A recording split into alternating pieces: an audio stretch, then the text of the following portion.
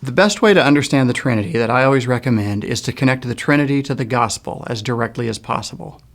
And one of the things this means is when you begin as a Christian thinking about the Trinity, you actually already have all the equipment you need in your mind and in your heart and in your experience. You've got all the pieces of the puzzle there. You just need to be able to see them all together to understand that what you're thinking about is the Trinity. Here's the reason this is important.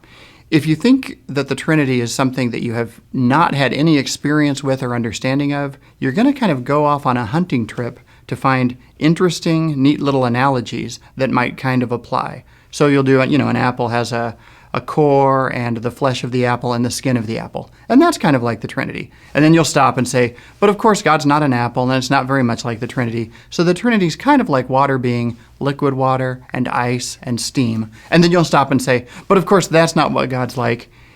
And people do this a lot, and it doesn't really amount to much because they don't really believe God is very much like any of these things. They're just looking for some little hook to think, how could something that is three also be something that is one? And it's a pretty fruitless exercise. When I say connect the Trinity to the gospel as directly as possible, here's what I mean. The eternal God, who always was Father, Son, and Holy Spirit, made himself known in the central biblical acts of the Father sending the Son and sending the Holy Spirit. This is the only part that's really hard, is if you ask what God is like, that is, what is the eternal triune God like? What would he have been like if he had never made himself known to us? What would the being of God be? The eternal God is like the Father sending the Son and the Holy Spirit. That is to say, when the Father sent the Son and the Father sent the Spirit, they had not been sent before.